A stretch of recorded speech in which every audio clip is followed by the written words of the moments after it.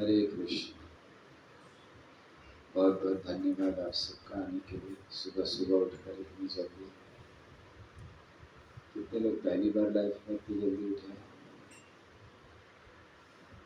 सब लोग उठते हो जल्दी रोज? हाँ बोलने में इतना घबरा क्यों? रोज उठता है? सब लोग उठते हैं रोज? 3 बजे, 4 बजे, 5 बजे? अभी भी नहीं हो रहा? 6:30 बजे? 6:30 बजे भी नहीं उठते रोज? अच्छा, उसके पहले सो अच्छा लग रहा है। यहाँ पहली बार आए हैं। सुना था बहुत आप लोगों के बारे में कि बहुत अच्छी भक्ति कर रहे हैं, है ना? इतनी तीव्रता से भक्ति कर रहे हैं कि आपको शेविंग करने तक का टाइम नहीं मिलता है। ऐसा बहुत कुछ सुन रहे थे हमें से। कल हमें बोला गया था कि आप वहाँ पर आएंगे, सबकी दाढ़ी वाड़ी बड़ी होगी, आप चिंता मत करना। वो सब हिमालय वाले नहीं हैं, लेकिन बिजी बहुत हैं वो लोग। ये भी बात सही है। सो आप लोग सब ठीक ठाक से कर रहे हैं भक्ति, प्रयास कर रहे हैं। और पढ़ाई आपकी, कितने लोग पढ़ाई करते हैं आप में से? आगे पर कीजिए, कितने लोग पढ़ाई करते हैं? अधिकतर लोग सो पढ़ाई भी कर रहे हैं, भक्ति भी कर रहे हैं। दोनों चीज़ें एक साथ कैसे हो सकती है? एक चीज़ करना चाहिए। ज़्यादातर जब ऐसे युवा अवस्था में भक्ति का पता चलता है तो मन में बड़ी इच्छा होती है कि बस अच्छे से भक्ति करनी है, अब जीवन इसी में देना है। कुछ लोगों की हो जाती है, कुछ लोग तो ज़बरदस्ती बैठते हैं, वो तो जीवन भर ऐसे ही रहेंगे कि ज़बरदस्ती बिठाया गया है कि ऐसा। यहाँ पे रूल है क्या कि क्लास में नहीं बैठे तो प्रसाद नहीं मिलेगा? है एक्सट्रीम लिमिट है ये। अच्छा, शुरू में हरे कृष्ण नामक लिख के दे सकते हैं, नहीं दिया तो पैसे दो, नहीं दिया तो कोई प्रसाद। अच्छा, ओके। फिर ज़बरदस्ती बैठना पड़ता है ना? क्या करें, नहीं तो महामंत्र लिखना होगा।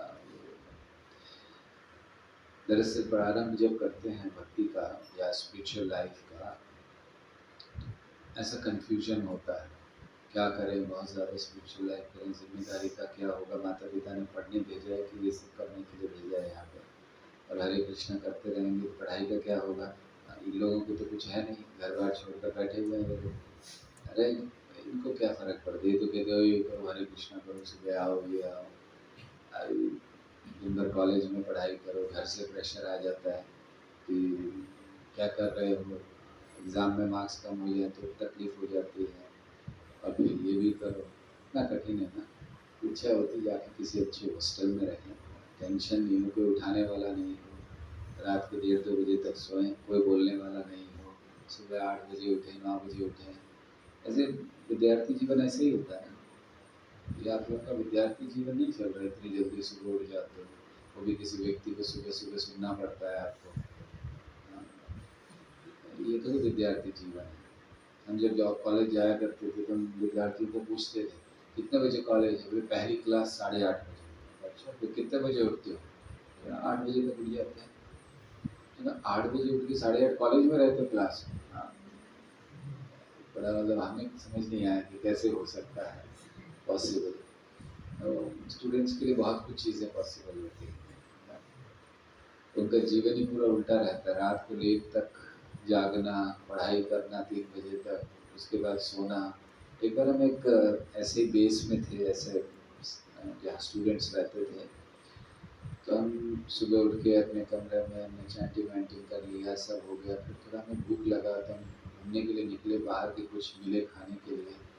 तो जो स्टूडेंट, 2 स्टूडेंट वहाँ रहते थे, दोनों सो रहे थे। हमने सोचा डिस्टर्ब नहीं करना चाहिए, लेट भी होगा, तो हम वेट करते रहे। 7:30 हो गया, 8 हो गया, 8:30 हो गया, 9 हो गया, हमें भूख लग रही है। और ये उठ ही नहीं रहे हैं, हमें पता नहीं था किचन में क्या है, हम जाके बनाए नहीं बनाए। 9:30 हो गया, 10 बज गया, सो ही रहे हैं। हमें लगा कुछ हो गया है, इनको डॉक्टर को बुलाना पड़ेगा। 10 बजे तक कोई कैसे सो सकता है? तो हमने जाके हिलाया, फिर तब उठे हो मतलब 3 बजे सोए थे कि 4 बजे सोए थे, ऐसा कुछ होता है। सो कभी कभी ये इस तरह की कंफ्यूजन होती है लोगों को कि क्या करें, भक्ति को ज़्यादा महत्व दें या फिर अ, भौतिक चीज़ों को, या जो चीज़ें हैं हमारे जिसके लिए आए हैं। या फिर कभी कभी ऐसा हो जाता है कि हमें लगता है कि अभी इतनी ज़रूरी नहीं है ये आध्यात्मिक जीवन, ये स्पिरिचुअलिटी बुढ़ापे में कर लेंगे। बहुत दुर्लभ व्यक्ति होते हैं, बहुत रेयर व्यक्ति होते हैं जो इसके महत्व को समझकर अपने कर्तव्य को करते हुए भगवान की भक्ति भी करते हैं, क्योंकि दोनों को कर्तव्य मानते हैं। हम ये नहीं सोचते हैं, वे लोग ऐसा नहीं सोचते हैं कि पढ़ना हमारा कर्तव्य है और भक्ति अभी कर्तव्य नहीं है, ये तो ठीक है, साइड में चलता रहना चाहिए। वे दोनों को कर्तव्य मानते हैं, तो पढ़ाई भी करते हैं। जैसे कई बार उदाहरण देते हैं कि मणिपाल में जहाँ जाया करते थे टीचिंग के लिए, ऐसे ही बेस बनाया था, तो वहाँ पर 2-3 काफ़ी स्टूडेंट रहते, उनमें से 2 बहुत ब्रिलियंट थे, मेडिकल MBBS कर रहे थे। और जिस समय उनके एग्ज़ाम्स थे तो हमें पता है, क्योंकि डेली बात होती थी, उन्होंने 16 माला जप करना शुरू किया था। काफ़ी समय से कर रहे थे, लेकिन जब फाइनल एग्ज़ाम आए MBBS, आप में से कोई MBBS कर रहा है? MBBS के फाइनल एग्ज़ाम मतलब बहुत बुरी हालत होती है, उनकी इतनी मोटी-मोटी बुक्स हैं पढ़ने के लिए, और फाइनल एग्ज़ाम है उनका 4 साल का जो पढ़ाई है उसका। अब अगर उसमें कुछ भी गड़बड़ हो गया तो सब गया। तो उनको पढ़ना होता था पूरा-पूरा दिन, पूरा-पूरा दिन। तो उन्होंने एक दिन हमें कहा कि उन्हें 16 माला करने में तकलीफ़ होती है कि 2 घंटा उसमें चला जाता है, और फिर उसके बाद बाकी सब चीज़ें भी हैं, खाना-पीना इत्यादि सब चीज़ें। सो क्या करें? सो हमने भी उनसे कहा कि काम करो, कम कर दो माला, माला तो करो लेकिन कम कर दो, मगर उन लोगों से हुआ नहीं। हालांकि हमने कहा कि कर लो, कोई बात नहीं, अभी इस समय एग्ज़ाम का टाइम है, बहुत महत्वपूर्ण है, और वो भी एकदम फाइनल 4 साल की आपकी मेहनत का फल होना, 4-5 साल, इनफैक्ट 1 साल उनका इंटर्नशिप होता है। तो लेकिन क्योंकि इतनी रुचि बढ़ चुकी थी और उसके महत्व को समझ चुके थे, फिर उन्होंने कहा नहीं, मैनेज करेंगे। मतलब जब तकलीफ हुई थी बात की, लेकिन फिर बात करने के बाद ठीक है मैनेज कर लेंगे, और वो 16 माला करते रहे, ऐसा नहीं, बंद नहीं किया, और एग्ज़ाम भी दिया। दोनों ने बहुत अच्छी पढ़ाई करे, दोनों ने टॉप किया कॉलेज में। और कॉलेज वालों ने जब बुलाया, फंक्शन हुआ, उनको स्टेज पर बुलाया गया, तो उनसे पूछा कि आप कैसे पढ़ते थे, आप इंस्पायर करो बाकी स्टूडेंट्स को कि आप कैसे पढ़ते थे। तो उन्होंने कहा सबसे पहली चीज़ चैंटिंग करना। तो उन्होंने कहा अगर हमने चैंटिंग छोड़ दी होती तो फोकस नहीं होता। उन्होंने कहा रिकॉर्डेड है उनके कॉलेज में आज भी। तो हमने देखा है कि ऐसे कुछ लोग होते हैं जो बहुत गंभीरता से ले लेते हैं, लेकिन अगर गंभीरता से लेते भी हैं तो भगवान भी मदद करते हैं। ऐसा नहीं होता है कि उन्होंने गंभीरता से लिया, 16 माला किया और फिर एग्ज़ाम में मार्क्स कम आ गए। दोनों, और बहुत अच्छी तरह वो लोग दोनों हैं भी। सो ये एक उदाहरण ऐसा है कि भक्ति को हमें कैसे लेना चाहिए, कितना महत्व देना चाहिए, कितना नहीं देना चाहिए। फिर अगर हम महत्व दे रहे हैं तो बाकी चीज़ों का क्या करें, घर से बहुत प्रेशर होता है, घर का क्या करें। कभी कभी इच्छा हो जाती है, जैसे हम लोग देखते हैं ना, ब्रह्मचारियों को देखते हैं तो इच्छा हो जाती है कि ब्रह्मचारी बनना है। फिर बाहर कॉलेज में जाते हैं तो लगता है यार ये सब बेकार की बात, ब्रह्मचारी ब्रह्मचारी, ठीक ठाक है, घर में रहो, शादी करो, बच्चे पैदा करो। हमें तो एक बात समझ नहीं आती कि लोग बच्चे पैदा ही क्यों करते हैं, है ना। उसके बाद रोते रहते हैं जीवन भर, हाय हाय, अब इनका उसकी एजुकेशन के लिए कमाते रहो, उसके बाद उसकी शादी करने के लिए कमाते रहो, फिर शादी के बाद झगड़ा हो जाता है तो फिर उसके झगड़े को संभालते रहो, फिर बच्चे हो जाते हैं तो उनके बच्चों को देखने के लिए कोई नहीं है तो माता पिता जाते हैं, फिर बच्चों को देखना बहुत महत्वपूर्ण है, क्योंकि उनसे बड़ी आसक्ति होती है। तो ये सब करते करते जीवन निकल जाता है, और फिर अगर कोई ब्रह्मचारी बनता है तो लोग दोष देते हैं, ये क्या है, ये सब कर्तव्य छोड़कर जा रहे हो। मतलब अगर कोई आराम का जीवन जीना चाहता है तो लोग जीने नहीं देना चाहते उसको, कि नहीं नहीं कैसे जियोगे भाई, उनको भी यहीं पर आना पड़ेगा, ऐसे कैसे? तो ये जो चीज़ें हैं, ये सब तरह के लोगों की आवश्यकता है। हमें ये नहीं सोचना चाहिए कि केवल ब्रह्मचारियों की आवश्यकता है, बाकी लोग जो गृहस्थ बन रहे हैं वो लोग बेकार लोग हैं, नहीं, ऐसा भी कुछ नहीं है, उनकी भी आवश्यकता है। तो जिस तरह समाज में हर एक की आवश्यकता है, हम ये नहीं कह सकते कि केवल ब्रह्मचारी बनना है या केवल गृहस्थ बनना है, ऐसा नहीं है। ये भी नहीं है कि केवल गृहस्थों की आवश्यकता है, ब्रह्मचारियों की आवश्यकता नहीं, समाज में हर एक की आवश्यकता है। क्योंकि ये जो समाज है या ये जो पूरा ब्रह्मांड है, ये बैलेंस पे चलता है। अभी देखिए सूरज है, सूरज का पृथ्वी से जितना डिस्टेंस चाहिए उतना ही है, हमेशा बना हुआ है, आज नहीं, सालों से, सदियों से, जब से सृष्टि है तब से उतना ही डिस्टेंस है। अगर ये 6 इंच भी पास आ जाए ना सूरज, तो सब कुछ जलकर खाक हो जाएगा पृथ्वी। और यही अगर 6 इंच दूर चला जाए तो हम लोग ठंड के कारण मर जाएंगे। तो ये बैलेंस बना है पृथ्वी। और भगवान की जो सृष्टि है, हर जगह आप देखोगे बैलेंस है। जब हम उसको खराब करते हैं तो बैलेंस खराब होता है। जैसे आजकल हम लोग देखते हैं, कभी भी बारिश हो जाती है, कभी भी कोई चीज़ हो जाती है, गर्मी बहुत बढ़ जाती है, सर्दी बढ़ जाती है। ये सब किस लिए है? क्योंकि हमने गलतियाँ की, उसका रिएक्शन इस नेचर में मिल रहा है। जैसे कई साल पहले आपको पता है कि केदारनाथ में बहुत भयंकर बाढ़ आई थी, आप सब जानते हो, कुछ 8-10 साल पहले की बात है। इनफैक्ट जस्ट उसके पहले हम लोग चार धाम यात्रा गए थे। सो उसमें बहुत भयंकर बाढ़ आई, तो पता नहीं कितने लोग गए, नंबर ही नहीं है उसका। तो उस समय लोग पूछ रहे थे क्यों हुआ।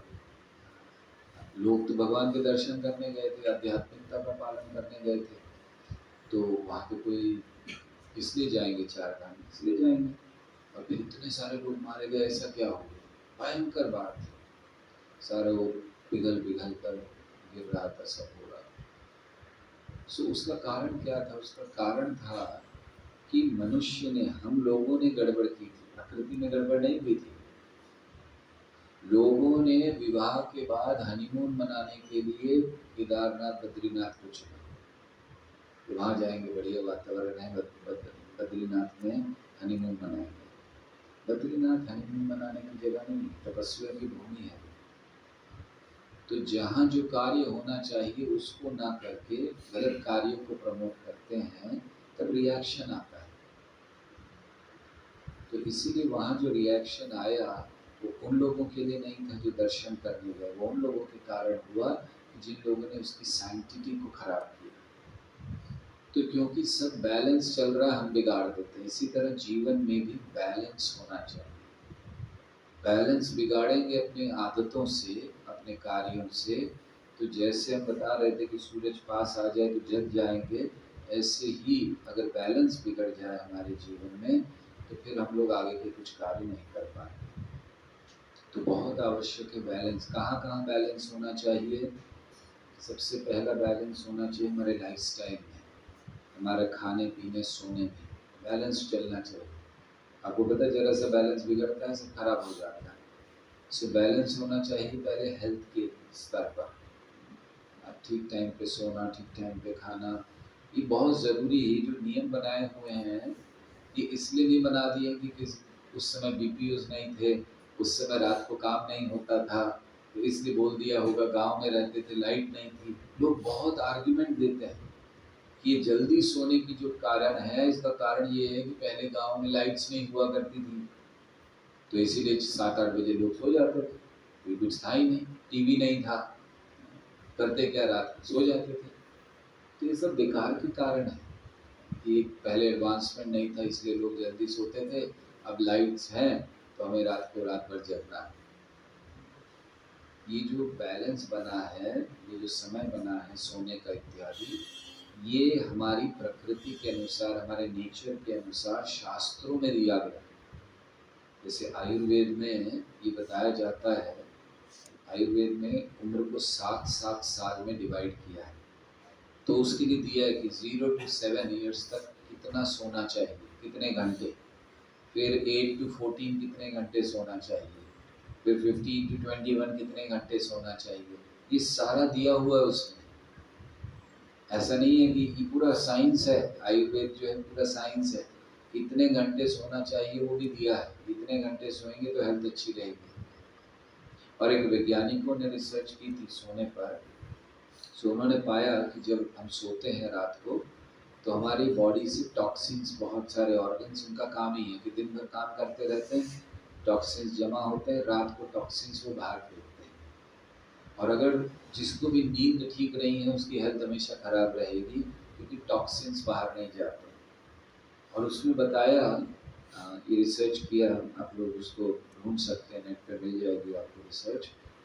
फिर उसमें ये बताया कि जो 9 बजे से 11 बजे तक रात को जब ये सो जाते हैं, अगर उस समय में, तो सबसे ज़्यादा टॉक्सिन्स उस समय में फेंके जाते हैं। हर एक ऑर्गन का अलग अलग समय है टॉक्सिन फेंकने का, बाहर निकालने का। ऐसा नहीं कि जैसे ही सोए सारे ऑर्गन एक्टिव हो जाए, ऐसा नहीं है। हर एक ऑर्गन का एक एक समय है, लेकिन सबसे ज़्यादा टॉक्सिन्स 9 से 11 के बीच में बाहर निकलते हैं बॉडी का। और अगर उस समय हम जग रहे हैं तो फिर निश्चित है आगे चलकर बॉडी खराब।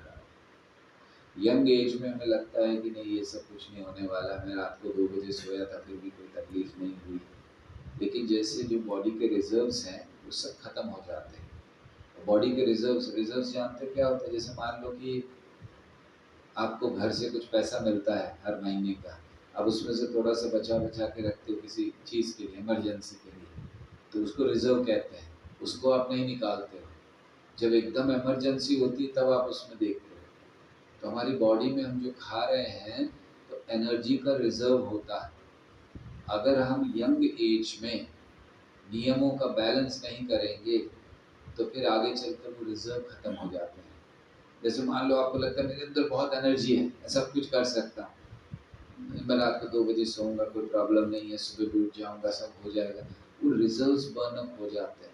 ज़्यादातर विद्यार्थी सुबह कुछ खाते नहीं हैं, यहाँ का हमें नहीं पता, यहाँ का कितना बजे गुस्सा है, सरद, लेकिन जनरली बाहर जो विद्यार्थी हैं वो सुबह सुबह उठते लेट हैं, सीधे कॉलेज चले जाते, बिना नहाए कपड़े वपड़े चेंज किए चले गए, वो खाते ही नहीं है दोपहर तक। कुछ लोग पैसा बचाने के लिए ऐसा करते हैं, क्योंकि फिक्स मिल रहा है थोड़ा सा बचा लें, तो सुबह कुछ खाते नहीं, दोपहर को खाली खाते हैं, रात को कुछ इधर उधर कुछ सैंडविच खा लिया, खत्म हो गया। तो उससे भी क्या होता है, उससे उनको लगता है कि मुझे कोई फर्क नहीं पड़ रहा, मैं मैनेज कर लेता हूँ, लेकिन फ़र्क इसलिए नहीं पड़ रहा कि जो बॉडी में रिजर्व है वो ख़त्म हो रहे हैं। फिर जब आप 30, 35, 40 पर पहुँचते बॉडी में कोई रिजर्व ही नहीं है, तो तब क्या होता है, तब फिर सारी प्रॉब्लम्स आती है। इसीलिए देखिए आज हम लोग देख रहे हैं कि 30 साल की उम्र में हार्ट अटैक आ रहा है, इवन जल्दी। पहले किसी ने ऐसा सुना ही नहीं था, कभी ऐसा नहीं सुना जाता था कि किसी 25 साल के व्यक्ति को, 30 साल के व्यक्ति को हार्ट अटैक आया, मतलब उसकी उम्र 50, 55, 60 के ऊपर होगी। वो भी तब भी कहते थे अगर 60 में आ जाए, हाँ इतनी जल्दी अटैक आ गया। आज 30 में क्यों आ रहा है? क्योंकि हमारा लाइफस्टाइल इस तरह है। हमने सारे रिजर्व्स बर्न अप कर दिए, ये सोचकर मुझे कोई फर्क नहीं पड़ता है, नहीं खाऊंगा सब चलता है, सब ठीक होता है, सोऊंगा नहीं टाइम पे सब ठीक होता है। फिर जब आप आते हो उस एज में जहाँ सबसे ज़्यादा रिजर्व्स की ज़रूरत है, क्योंकि एक एज के बाद जब हम खाते हैं तो बॉडी उतना एनर्जी एब्जॉर्ब नहीं करती है उससे, तो फिर वो जो रिजर्व्स हैं वो मदद करते हैं आपको कंटिन्यू करने की। लेकिन वही आपने यंग एज में ख़त्म कर दिए रिजर्व्स, गलत लाइफस्टाइल से। तो फिर क्या हुआ, जब आपको आवश्यकता होगी तब आपको समझ नहीं आता, तब आप ब्लेम करते हो बहुत सारी चीज़ों पर, अरे खाना ऐसा है, केमिकल है, पॉल्यूशन है, ये है वो है, लेकिन हम अपनी गलती नहीं मानते। इसीलिए जीवन में बैलेंस बहुत आवश्यक है, हर चीज़ में बैलेंस रखना चाहिए। तो बैलेंस का अर्थ क्या है, जैसे हमने एक उदाहरण दिया स्लीप का, कि अगर हम जल्दी नहीं सोते, आज हमें लगेगा कुछ नहीं है, लेकिन आगे चलकर बहुत तकलीफ होती है। तो ये तो प्रारंभ है, और भी बहुत कुछ चीज़ें हमें करनी चाहिए बैलेंस के लिए। जैसे जब हम बैलेंस की बात करते हैं तो क्यों बैलेंस चाहिए, क्योंकि कभी कभी स्पिरिचुअलिटी को हम लोग अपनी मटीरियल ड्यूटीज़ को इग्नोर करने का मार्ग बना लेते हैं। कि मेरे को जब करना है ये करने में लगा, अब पढ़ाई नहीं करेंगे, या पढ़ाई नहीं हुई, फिर मार्क्स कम आ गए। तो कभी भी स्पिरिचुअलिटी को एस्केपिज्म मत बनाइए। अर्जुन यही कर रहा था ना, अपने कर्तव्यों को छोड़ रहा था। और अर्जुन ने एक प्रश्न भी किया। पहले तो अर्जुन ने कहा नहीं करेंगे, दूसरे अध्याय में भगवान ने समझा दिया, और दूसरे अध्याय में भगवान ने एक शब्द बड़ी बार इस्तेमाल किया, बुद्धि योगम, बुद्धि योगम। दूसरे अध्याय में 10 बार इस शब्द को भगवान ने इस्तेमाल किया। तो अर्जुन ये सुन सुन के बुद्धि योग मतलब भक्ति करना है, भक्ति करना है। तीसरे अध्याय में अर्जुन प्रारंभ में प्रश्न करता है कि भगवान मुझे क्लियर बताओ क्या करना है। ये या तो मुझे बोलो कि भक्ति करो, बुद्धि योग करो, या युद्ध करो। एक तरफ कह रहे हो लड़ो, दूसरी तरफ कह रहे हो भक्ति करो, करो क्या? अर्जुन ने प्रश्न किया, बोला क्लियर बताओ मुझे, ये कंफ्यूजन मत रखो मेरे। तो भगवान हंसते हुए बोले कि मुझे दो का दोनों करना है, ऐसे नहीं करना है केवल भक्ति करनी है तो अपना कर्तव्य नहीं करना है। अर्जुन तक कंफ्यूज हो गया। तो फिर हम लोग अगर कंफ्यूज हो जाए तो क्या बात।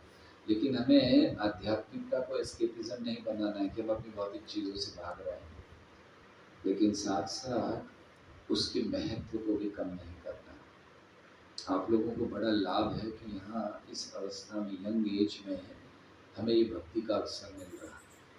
बहुत कम लोगों को मिलता है। हम लोगों को नहीं मिला था कॉलेज में। हम लोग तो कॉलेज में वो बाकी सब चीज़ों में लगे हुए थे, ट्रेडिशनल डे मनाना, रोज़ डे मनाना, और उसी में लगे हुए थे कॉलेज में। भाग्य ही नहीं था हम लोगों का। फिर जब पता चला तो वीरता से लिया, भगवान की कृपा भी कुछ हम कर पाए जीवन में। तो इसलिए भक्ति को एस्केपिज्म नहीं बनाए, लेकिन भक्ति के महत्व को भी कम ना करें। तो हमें जीवन के कुछ प्रिंसिपल सीखने चाहिए, इसलिए ताकि जीवन बैलेंस्ड चले। तो उसमें सबसे पहला प्रिंसिपल है चरित्र को बिल्ड करना। हम लोग कुछ और प्रिंसिपल्स की बात करेंगे प्रैक्टिकल भी, लेकिन सबसे पहले चरित्र को बिल्ड करना बहुत ज़रूरी है। चरित्र अच्छा नहीं होगा तो बैलेंस नहीं रहेगा लाइफ में, कि नहीं? कोई व्यक्ति बहुत ज़्यादा एंजॉइंग टेंडेंसी में है तो वो कैसे अपने लाइफ को बैलेंस रख सकता है? सो कैरेक्टर बिल्डिंग बहुत ज़रूरी है। कितने बजे तक क्लास बैठ सकते हैं? 7:30 तक कोई प्रॉब्लम है? क्योंकि 2-3 लोग बीच में घड़ी देख रहे थे, भागना था कि नहीं? Is it okay 7:30? अगर आपको जाना है तो आई कैन स्टॉप, कल कंटिन्यू कर सकते हैं। आई जस्ट 5 मिनट और बोलेंगे, लेकिन चाहते हैं आप कोई प्रश्नोत्तर हो तो प्रश्न कर लें आप लोग, क्योंकि हमारी भी क्लास है 7:30 बजे से, तो उससे ज़्यादा नहीं दे पाएंगे। लेकिन चरित्र का एक बहुत सुंदर उदाहरण रामायण में आता है, महाभारत में भी आता है, चरित्र कैसे होने चाहिए। आपने दुष्यंत की कथा सुनी है? दुष्यंत नाम सुना? राजा दुष्यंत कौन थे? हाँ सुना है। कौन थे? ये लोग क्यों बोलते हैं? अब आगे बोलो प्रभु, स्टोरी सुना। दुष्यंत का चिंता मत करो क्या होता है। पूछ लिया, बोला ही नहीं था कि जब बोलेंगे कि वहाँ जाता था, हाँ पता है, तो हम आगे शुरू कर देते। अब पूछ लिया कौन है तो ऐसे थोड़ी होता है। ये कोई प्रवचन देने का तरीका है? पूछना नहीं चाहिए, राइट? कौन थे दुष्यंत?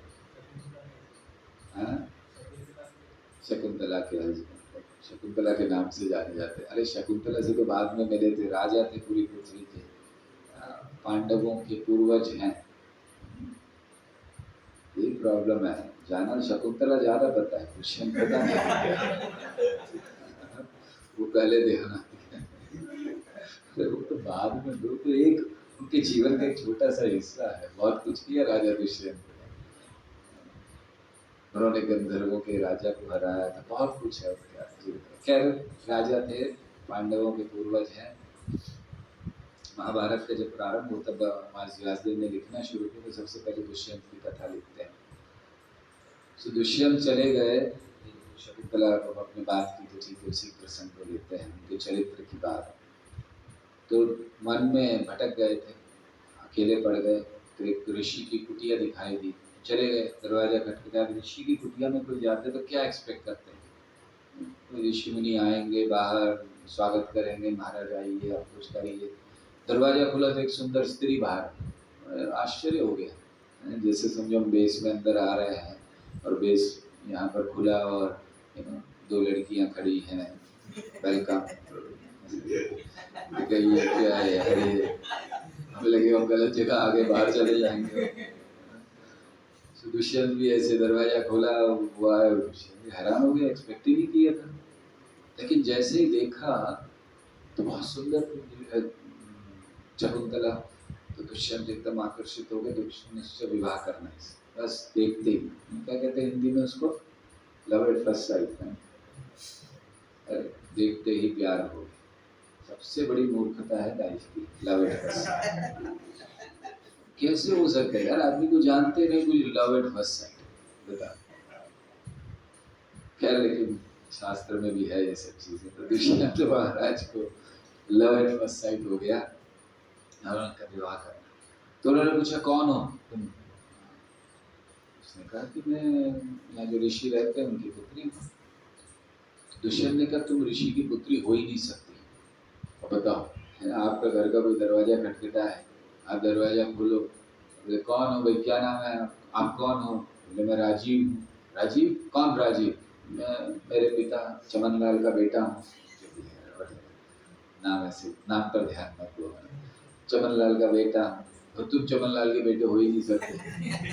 तो यार ये बड़े मेरे घर में आके मुझे समझा रहे कि मैं कौन नहीं हो सकता। तो उन्हें कहा तुम हो नहीं सकती। तो शकुंतला हैरान हो गई, ये क्या मतलब है? मैं इनकी पुत्री हूँ। तो उन्होंने जो बात कही वो बड़ी महत्वपूर्ण थी। उन्होंने कहा क्योंकि मेरा मन तुम्हारी ओर आकर्षित हो रहा है, ये निश्चित है कि तुम किसी क्षत्रिय की पुत्री होगी, क्योंकि मेरा मन किसी ऋषि पुत्री की ओर आकर्षित हो नहीं सकता। क्या कैरेक्टर है, क्या विश्वास है उनको अपने कैरेक्टर पर कि मैं गलत काम नहीं कर सकता। मैं क्षत्रिय हूँ, मेरा मन क्षत्रिय की पुत्री की तरफ जाएगा। ब्राह्मण की पुत्री की तरफ जा रहा है मतलब गलत है, और मैं गलत काम नहीं कर सकता। और सही में शकुंतला क्षत्रिय की पुत्री थी। वो विश्वामित्र, ये पता, दुष्यंत के पिता का नाम, शकुंतला का सारा हिस्ट्री पता है। अभी और नहीं पूछ रहे हैं, ठीक है, कैसी दिखती थी क्या है वो तो आप लोग डिटेल जानते हो, लेकिन सो खैर अच्छा है, थैंक यू, एटलीस्ट हिस्ट्री पता है, नहीं तो हम लोग भूल जाते हैं अपना इतिहास।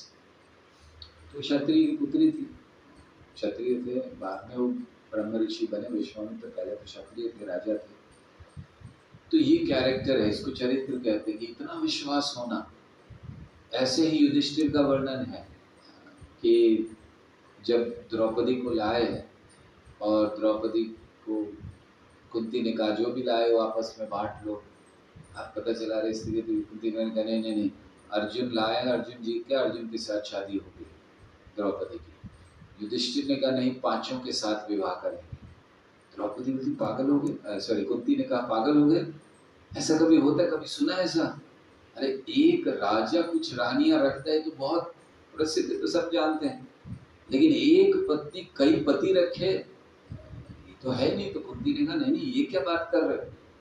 तो युधिष्ठिर कहते हैं कि अगर मेरे मुख से ये निकला है तो ये धर्म है, अधर्म नहीं हो सकता। क्योंकि कुंती ने कहा तुम अधर्म की बात कैसे कर रहे हो, एक स्त्री कईयों से विवाह करी तो अधर्म हो गया, अनैतिकता है ना।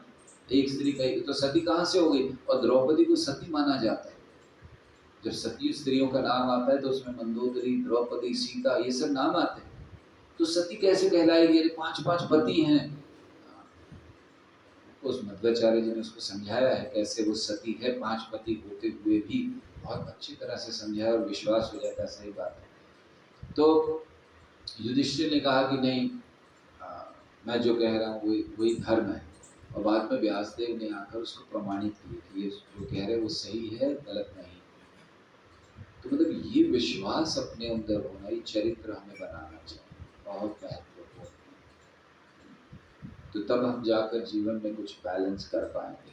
तो कल हम लोग कंटिन्यू करेंगे, अगर कल हमें जरूरत पड़ी तो परसों की, कि क्या प्रिंसिपल्स हैं, कैसे हम प्रैक्टिकली जीवन में बैलेंस को ला सकते हैं, भक्ति को महत्व दे सकते हैं, साथ ही साथ इस जगत में भी अच्छा नाम कमा सकते हैं। देखो इसका अर्थ ये नहीं कि अगर हम लोग भक्ति कर रहे हैं तो हमें फेमस नहीं होना चाहिए इस जगत में, है ना। कितने सब्सक्राइबर हैं आपके, कितने फॉलोअर हैं फेसबुक पे? नहीं है, फेसबुक अकाउंट ही नहीं है ना, फिर शर्मा क्यों रहे, बोलो इसमें। दुनिया को बताते हो कि कितने फेसबुक में, यहाँ क्यों नहीं बता रहे? फेसबुक में, इंस्टा पे हमें 3 ही नाम पता है, फेसबुक, इंस्टा और यूट्यूब, उसके अलावा कुछ होता है? हाँ, लिंक्डइन। अच्छा, अभी आपके कहाँ सबसे ज़्यादा फॉलोअर्स? ज़्यादा लिंक्डइन चलाते लिंक्डइन, कितने फॉलोअर्स? हैं, 13-14 लोग आपको फॉलो कर रहे हैं। और कोई यहाँ कोई महान आत्मा है जिसके बड़े सारे फॉलोअर्स हैं किसी? हमें तो कल कहीं वृंदावन गए थे परसों, एक ब्रह्मचारी मिला जो हमने जब ज्वाइन किया था तब वो आना उसने शुरू किया, तो हमें बता रहा था प्रभु जी में ध्यान है, माया थे, आपका प्रवचन सुनते थे, पीछे बैठ गए। करते करते उसने बताया फिर वो रखी, आजकल मैं थोड़ा यूट्यूब पे भी कुछ कुछ कर लेता हूँ। उनका अच्छा, उसने खोल के दिखाया चैनल। कितने हैं उसके फॉलोअर? 215,000, मतलब कितना होता है? 215,000 फॉलोअर।